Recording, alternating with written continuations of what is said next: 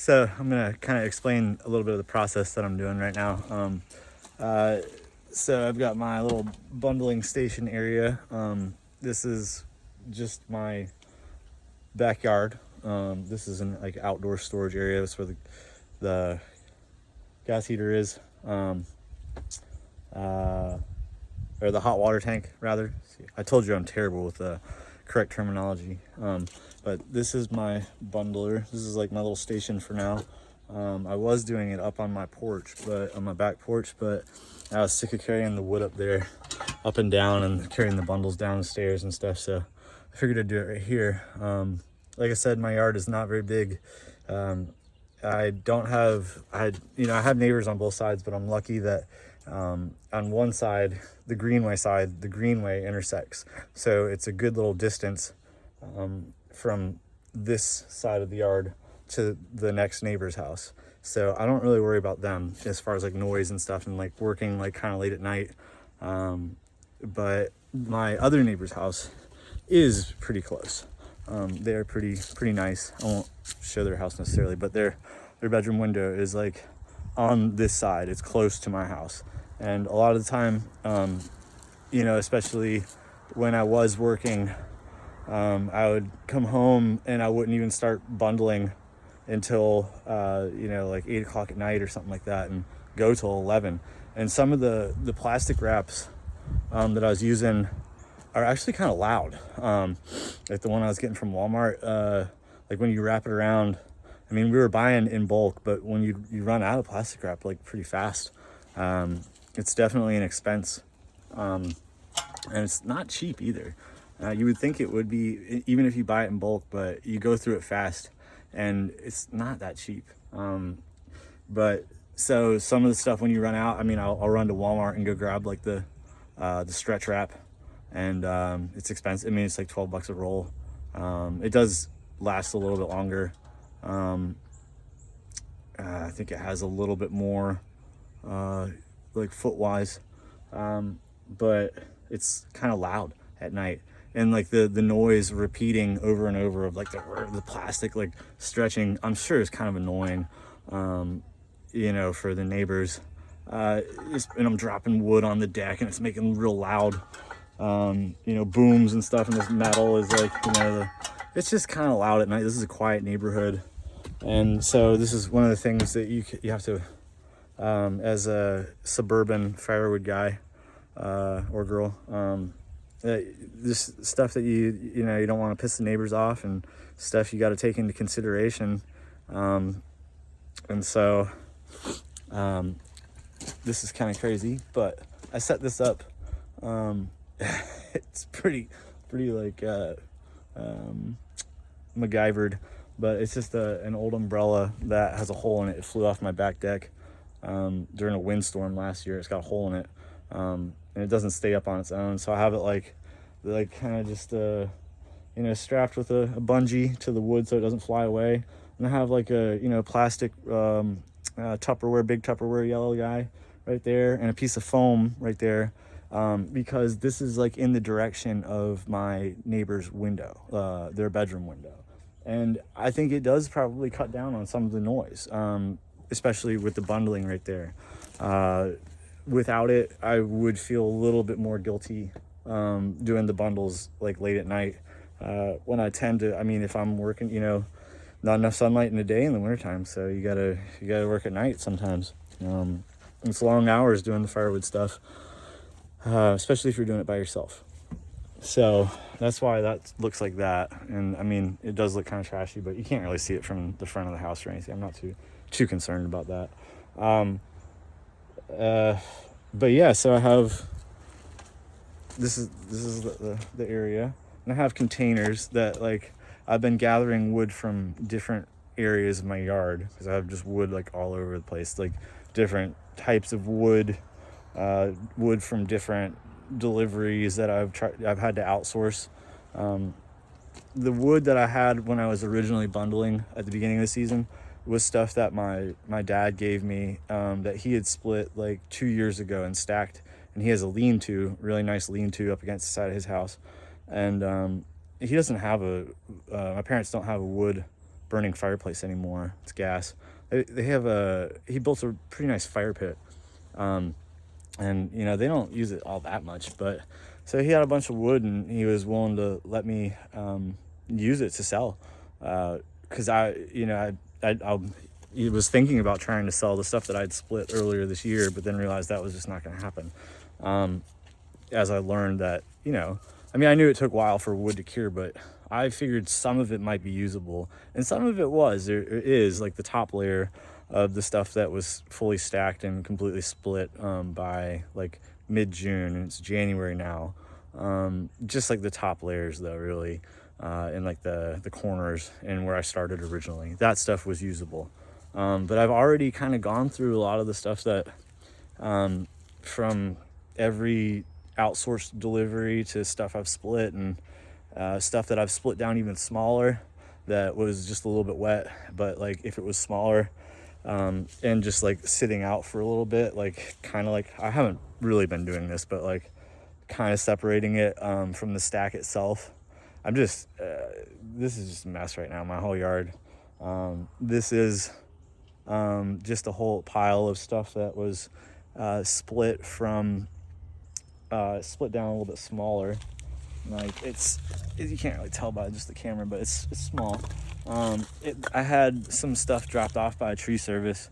I heard them cutting in the neighborhood, and I went around the corner, found them, and it was just a landscaping crew basically, but with chainsaws. So they didn't have like the equipment, like a big, you know, Bobcat or whatever, to get rid of the logs like properly. So they were just cutting them down to any size, no particular size whatsoever, just so that they could just throw them in the back of the truck. And it was red oak, and I had them deliver it, and I should have probably told them while they were cutting it, or I left and they told me they were going to deliver it when they were done. And so when it arrived, it was all just cuts that were odd sizes. Some of them were like not even like a foot long. So I ended up with pieces like, you know, like lengthwise that were definitely not firewood size, like too small to even put in bundles. So a lot of this stuff I split down to like this kind of size, and a lot of it is barkless, which can be used for smoking and cooking and stuff. I know that white oak is preferred and its barkless is what they want. Red oak is okay too, but I know the white oak is probably preferred, is what my dad told me. I don't have any hickory, and the maple I did split. I didn't need to do this with, so I know that those are good grilling, smoking, cooking woods. So, but this is what I have, and it's just a pile of, I had it stacked. I cleaned up my yard recently, like the sides of it where I had this tinier wood stuff stacked, and just kind of threw it all in this pile on a tarp so it could maybe season a little bit faster. I'm thinking about just trying to, you know, sell it on the Facebook marketplace as I don't know, I might be able to get like 200 or 300 for it, since it's kind of specialized. It's cut down smaller, it takes longer to do, and it's kind of ideal for like grilling, cooking, smoking woods, or just smaller. It's for my like a niche kind of marketplace for smaller stoves. You just probably get more money for smaller specialized stuff like this, like barkless especially, and if it's for grilled or cooking, good woods like that, apple, hickory, cherry, white oak, but and red oak too, I think.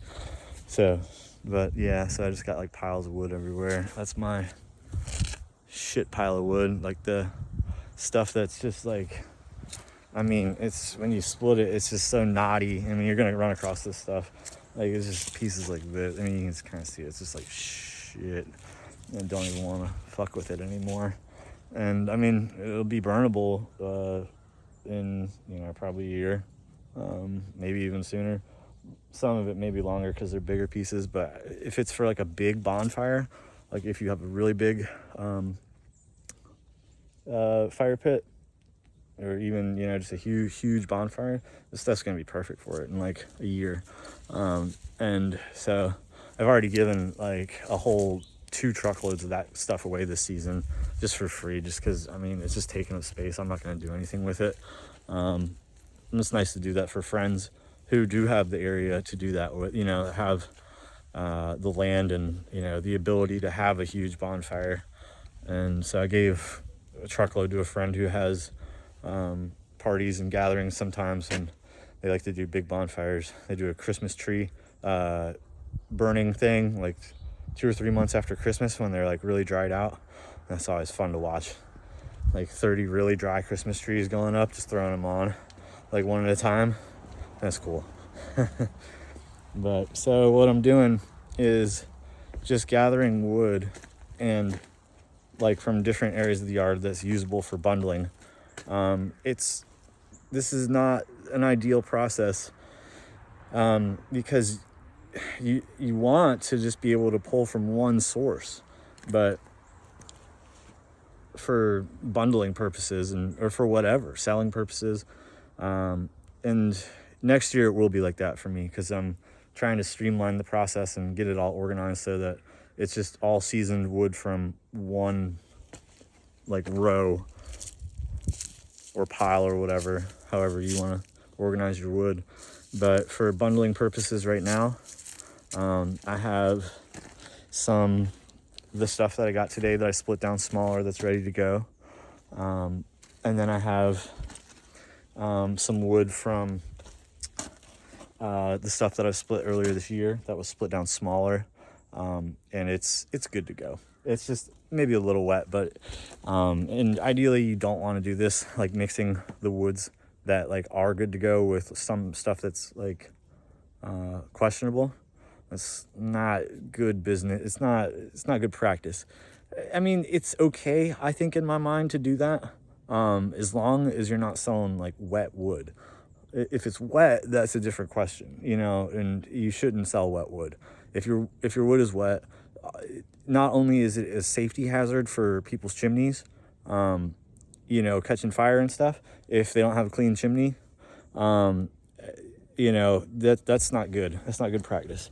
And then also, it's just you're not going to get repeat customers with selling wet wood. So if it's, you're mixing wood, I wouldn't advise it, but I'm doing it this year just because I have to make ends meet, and it's okay. It's all dry wood. Some of it's a little questionable, but I mean, as long as you put more of the drier stuff in with the questionable stuff, like if it's gonna burn, if the majority of the wood's gonna burn, and the one or two questionable logs in that bundle are like at the 20% moisture wise, like I think that's okay, but it's definitely not sexy, not ideal, not good for business probably, and it is what it is.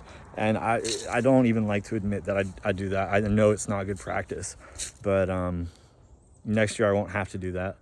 I'm going to be much more organized next year.